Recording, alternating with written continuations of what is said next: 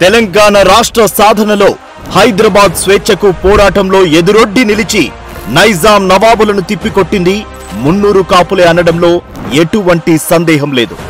ఎందరో నిరంకుశ పాలకులకు ఎదురు నిలిచి న్యాయ పోరాటాల్లో అనేక సామాజిక స్పృహ కలిగించే కార్యక్రమాల్లో పాల్గొని అనేక మంది అమాయక ప్రజలకు అండగా నిలిచిన వారు మున్నూరు కాపులే.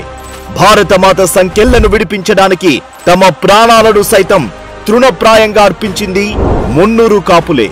ఇవే కాకుండా మరెన్నో పోరాటాలలో పాల్గొన్నది మున్నూరు కాపులే. నేటికి ఈ విధమైన అన్యాయంపై పోరాడే దృక్పథంతో ముందుకు సాగుతున్న మున్నూరు కాపులపై ప్రభుత్వం మొదలుపెట్టిన ఈ దాడి సరైనది కాదు.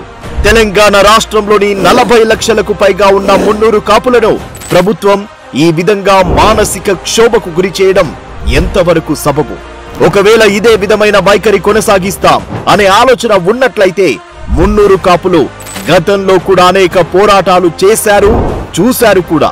మేము పోరాటాల పురిటిగడ్డ తెలంగాణలో జన్మించిన వాళ్ళమే.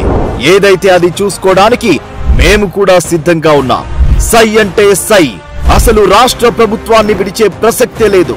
ఇలా నయవంచన చేయడం కంటే కూడా నీచమైన ఆలోచన ఇంకొకటి లేదు.